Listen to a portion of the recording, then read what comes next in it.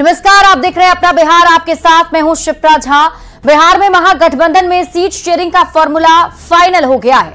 शुक्रवार को पटना में ज्वाइंट प्रेस कॉन्फ्रेंस के जरिए इसकी घोषणा की गई और इसके साथ ही एक बार फिर से न्यूज 18 की खबर पर मुहर भी लग गई। हमने जिस 26+9+5 का फॉर्मूला बताया था, ठीक वही घोषणा महागठबंधन की ओर से भी की गई है। किस पार्टी को कितनी और कहां की सीट मिली है, रिपोर्ट के जरिए समझिए।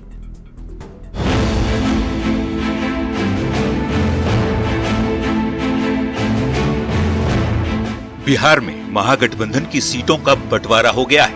पटना में आरजेडी ऑफिस में ज्वाइंट प्रेस कॉन्फ्रेंस में महागठबंधन के नेताओं ने इसका ऐलान किया। आरजेडी 26 सीट पर चुनाव लड़ेगी, जबकि कांग्रेस को 9 और लेफ्ट को 5 सीटें मिली हैं। इस तरह न्यूज 18 की खबर पर एक बार फिर मुहर लग गई। हमने बताया था कि 26+9+5 का फॉर्मूला फाइनल हुआ है। मतलब आरजेडी 26 सीट पर चुनाव लड़ेगा, कांग्रेस 9 और लेफ्ट के खाते 5 सीटें आएंगी। और हुआ भी ठीक यही। पटना में जब अब्दुल बारी सिद्दीकी सीटों का ऐलान कर रहे थे, तो वही फॉर्मूला निकलकर सामने आया जो हमने बताया था।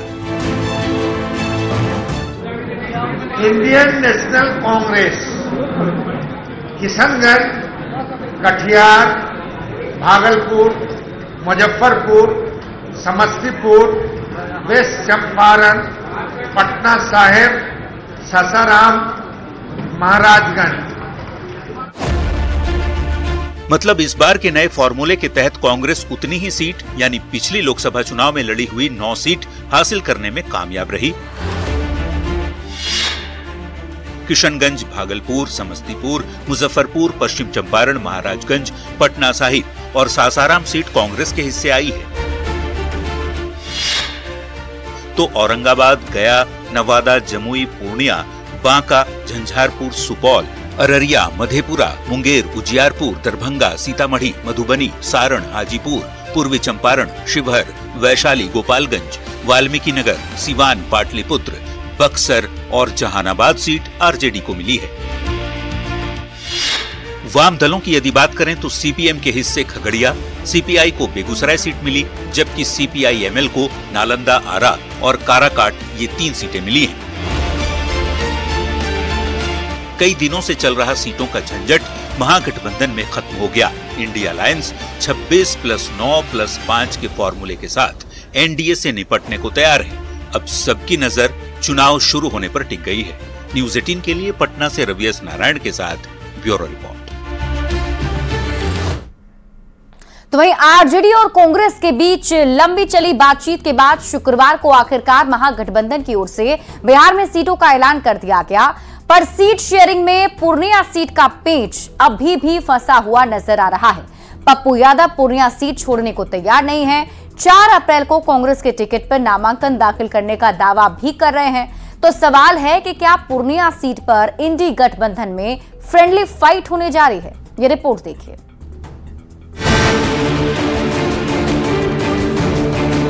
कांग्रेस की झंडा ही पूर्णिया में रहेगी और कांग्रेस की झंडा ही स्थापित होगी। पूर्णिया सीट पर पप्पू यादव की जिद नहीं थम रही। महागठबंधन में सीट शेयरिंग के बावजूद पप्पू यादव का बयान कई सवाल खड़े कर रहा है। महागठबंधन में सीट बंटवारे का जो सबसे दिलचस्प पहलू है, वो है पूर्णिया सीट, जिसे आरजेडी ने अपने पास रखा है। जबकि पूर्णिया से पप्पू यादव कांग्रेस के टिकट पर चुनाव लड़ना चाह रहे हैं। आरजेडी ने बीमा भारती को पूर्णिया सीट से अपना उम्मीदवार बनाया है, पर पप्पू किसी भी हाल में pीछे हटने को तैयार नहीं। कांग्रेस का झंडा की जीत होगी। 4 तारीख को आप पूर्णिया की जनता की भावनाओं के अनुकूल कांग्रेस की झंडा पूर्णिया की धरती पर फहराए जाएंगे। मैंने कहा था मर जाऊंगा, कांग्रेस से अलग नहीं होगा, दुनिया छोड़ दूंगा, पूर्णिया से अलग नहीं होगा। फिर मैं उसी को दोहरा रहा हूं कि कांग्रेस की झंडा जनता ने हमारे हाथ में दे दी है और वो झंडा मेरे हाथ में होगी और जनता उस झंडे को 26 अप्रैल को स्थापित करेगी। पटना में महागठबंधन के नेताओं ने जैसे ही सीट शेयरिंग को लेकर पीसी की, इसके कुछ ही देर बाद पप्पू यादव ने पूर्णिया सीट से कांग्रेस के झंडे के साथ चुनाव मैदान में उतरने का ऐलान कर दिया। पप्पू यादव के समर्थकों में भी आक्रोश है। पूर्णिया सीट से टिकट की घोषणा नहीं किए जाने से नाराज पप्पू यादव के समर्थक सड़क पर उतर आए और पूर्णिया से ही उनसे चुनाव लड़ने का दबाव डाल रहे हैं। इधर पूर्णिया सीट से आरजेडी प्रत्याशी बीमा भारती ने कहा है कि महागठबंधन में सब एक हैं, सभी मिलकर बीजेपी को हराएंगे। पप्पू यादव हमारे अभिभावक हैं। मुझे यही आग्रह होगा, आप कैंपिंग करके मुझे जिताने का काम करें। बिहार में महागठबंधन की ओर से सीट शेयरिंग के ऐलान के बाद पप्पू यादव की जिद से कई सवाल खड़े हो रहे हैं। सवाल ये कि क्या पूर्णिया सीट पर इंडिया अलायंस के बीच फ्रेंडली फाइट होने जा रही है। सवाल ये भी कि यदि महागठबंधन में फ्रेंडली फाइट होता है तो फिर इससे किसे फायदा पहुंचने वाला है।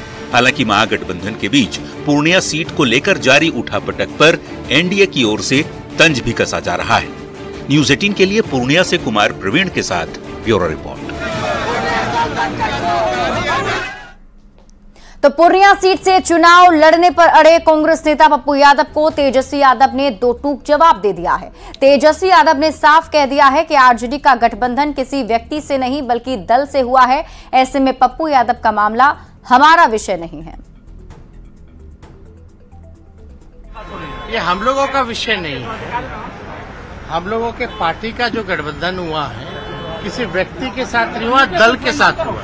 तो कांग्रेस से तो हम लोगों का बहुत पहले से ही अलायंस है और सीट बंटवारा जो है वो तो जनवरी से ही बातचीत हम लोगों की चल रही है। वो तो उसी टाइम से सारी बातें तय हो चुकी है, तो ज्यादा कुछ इस पे हम तो इंडिया अलायंस में पूर्णिया सीट पर पेच फंस गया है। पप्पू यादव किसी भी हालत में पीछे हटने को तैयार नहीं है। तो आरजेडी पहले ही बीमा भारती को प्रत्याशी बना चुका है। ऐसे में दूसरे दलों के नेताओं की बयानबाजी तेज हो गई है।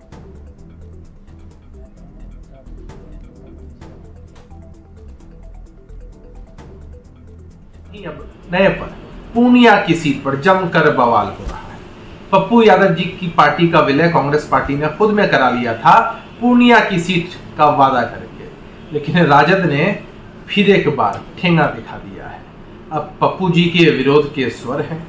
अभी तो इस एपिसोड में कई और दृश्य हमें लगातार देखने को मिलेंगे। कांग्रेस पार्टी पप्पू यादव जी को न घर का छोड़ा न घाट का। अपने दोगली नीति के चलते उनकी पूरी पार्टी को विलय करा करके और उनको टाटा बाय बाय कर दिया। और पप्पू यादव में अगर हिम्मत है तो वो चुनाव लड़ करके दिखा दें, लेकिन उनमें हिम्मत नहीं है। और तेजस्वी यादव जी किसी यादव को बिहार में बढ़ने नहीं देंगे। वो सिर्फ लालू परिवार में ही बढ़ाने में लगे रहते हैं। बिहार में जो है तेजस्वी प्रसाद यादव और लालू प्रसाद यादव जी का एक ही विषय है कि कैसे तेजस्वी प्रसाद को नेता बनाए रखा जाए, चाहे वो जिस स्थिति में रहे। उनके लिए न पप्पू यादव विषय है, न कन्हैया कुमार विषय है, और वैसा कोई नौजवान विषय नहीं है जो तेजस्वी यादव के नेतृत्व को चैलेंज दे सके, जो तेजस्वी यादव को आंख दिखा सके, जो भविष्य में नेतृत्व का एक विकल्प बन सके। वैसे तमाम लोगों को ये हमेशा धराशायी करते रहे। देखिए, पप्पू यादव जी केंद्रीय नेतृत्व और आला कमान के संपर्क में हैं और उन्होंने स्पष्ट कहा है कि केंद्रीय नेतृत्व का जो निर्देश होगा उसको मानेंगे। और हम लोग भी आशा करते हैं कि निश्चित रूप से वो उनके निर्देश को मानकर पार्टी को पूरा सहयोग करेंगे। डिप्टी सीएम सम्राट चौधरी ने कहा कि तेजस्वी यादव पर उन्होंने निशाना साधा है। उन्होंने कहा कि बेटियों का अपमान करने का आरोप उन्होंने उन पर लगाया, जिस पर सम्राट चौधरी ने कहा कि ये लोग सिर्फ अपने परिवार की बात करते हैं, लेकिन बीजेपी के लिए पूरे देश की बहन बेटियां परिवार है। जी के लिए या लालू जी के परिवार के लिए सिर्फ अपने परिवार के लोग ही दिखते हैं। उनके यहाँ महिला का मतलब उनकी माँ, उनकी बहन, लेकिन भारतीय जनता पार्टी के लिए पूरे देश की बहन, पूरी माँ और पूरे देश की बहनों की चिंता करने वाली ये पार्टी है, ये परिवार है। ये सिर्फ अपने परिवार की चिंता कर सकते हैं, लेकिन भारतीय जनता पार्टी पूरे देश के महिलाओं की चिंता करती है। एलजेपीआर के अध्यक्ष चिराग पासवान ने कहा है कि आज देर रात या फिर कल सुबह तक लोकसभा की 3 सीटों के लिए उम्मीदवारों के नाम का ऐलान कर दिया जाएगा। समस्तीपुर सीट से सांभवी चौधरी के चुनाव लड़ने के सवाल पर कहा कि कुछ घंटे में स्थिति साफ हो जाएगी। वहीं पप्पू यादव के पूर्णिया सीट पर दावेदारी को इंडिया अलायंस का मामला बताते हुए टिप्पणी से इनकार किया है। सबकी एक लंबे समय से मांग रही और मैं केंद्र सरकार, हमारे प्रधानमंत्री जी, महामहिम जी, मैं सबका आभार प्रकट करता हूं कि कर्पूरी ठाकुर जी को जिस तरीके से भारत रत्न, देश के सर्वोच्च सम्मान से आदरणीय कर्पूरी ठाकुर जी को सम्मानित किया गया है, ये हम सब बिहारियों के लिए एक गौरव की बात है।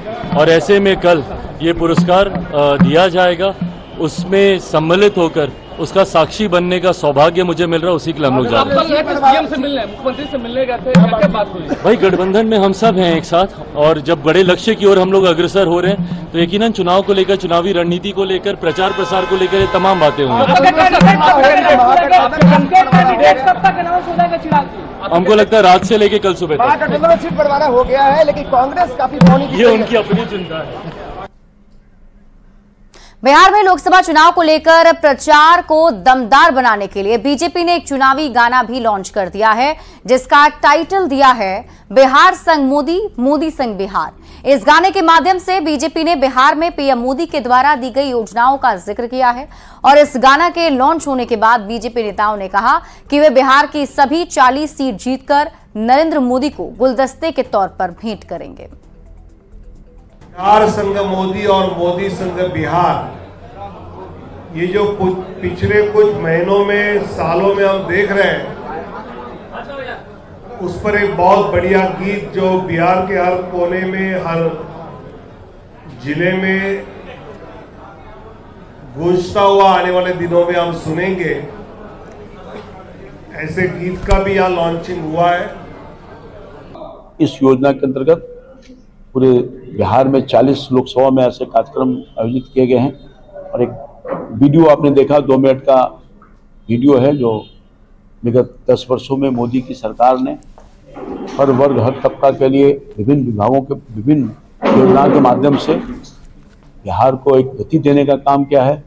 उसका एक झलक आपने देखने का काम किया है। 10 साल माननीय नरेंद्र मोदी जी ने जो काम किया देश की जनता के लिए, उसी को लेकर के हम जनता के बीच जाएंगे और अपने कामों को बताएंगे कि किस तरह से माननीय नरेंद्र मोदी जी ने 10 साल देश के उन कार्यकर्ताओं, उन नेताओं, वो गरीब महिला, खास करके हम बात करें तो जो हमारे अति पिछड़े दलित समाज की बहनें, भाई, जो अंतिम पंक्ति में बैठे व्यक्ति की कोई चिंता करता है तो माननीय नरेंद्र मोदी जी करते हैं। गैस सिलेंडर, बच्चों को शिक्षा, मोदी जी की गारंटी पे 10 लाख रुपए की रोजगार के लिए बैंक का अवसर, और अब 300 वाट बिजली फ्री, किसी भी गरीब छूटे नहीं, और हर जगह औद्योगिकरण हो।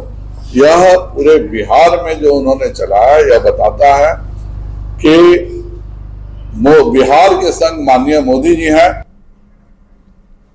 लोकसभा चुनाव से पहले नेताओं के बीच आरोप प्रत्यारोप का दौर जारी है और इसी बीच उजियारपुर से बीजेपी प्रत्याशी नित्यानंद राय ने बिहार के 40 में से 40 लोकसभा सीट पर जीत का दावा करते हुए कहा कि बिहार में महागठबंधन का सुपड़ा साफ हो जाएगा। इस दौरान उन्होंने लालू यादव, तेजस्वी यादव और पप्पू यादव पर भी जमकर हमला बोला।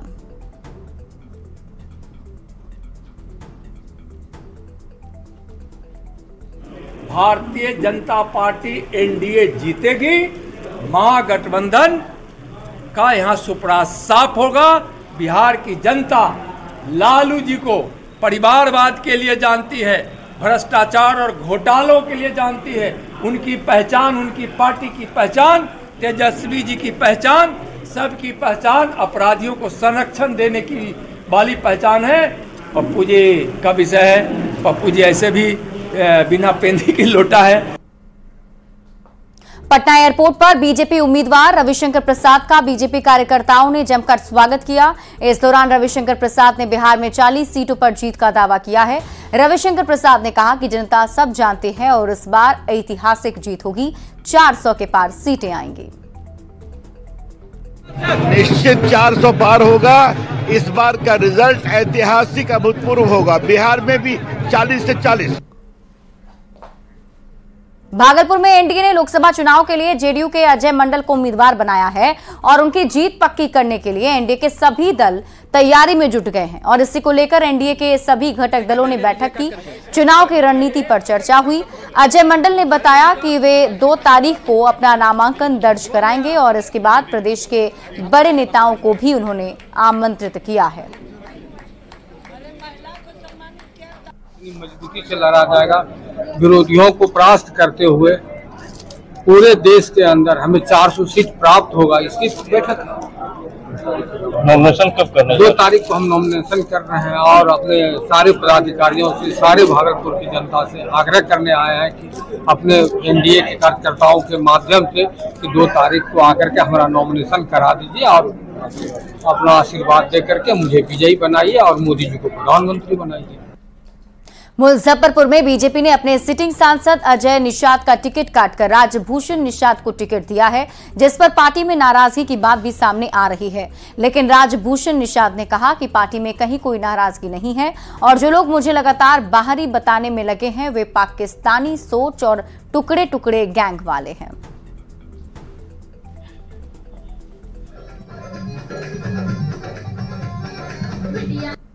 अपने लोगों के साथ समर्थन की बात कर रहे हो, अपने लोगों के साथ भारतीय जनता पार्टी को मजबूत करने की बात कर रहे हो, जब तक कोई अधिकारी तो पार्टी लेवल पर बात नहीं आती है, हम किसी के बारे में कोई टिप्पणी नहीं करना चाहते हैं तो वो विरोध में। आपको बाहरी बार बार कहा जा रहा है, हर तरफ बाहरी होने का मैसेज दिया जा रहा है। मुझे ऐसे लोगों के बुद्धि पर थोड़ी दया आती है कि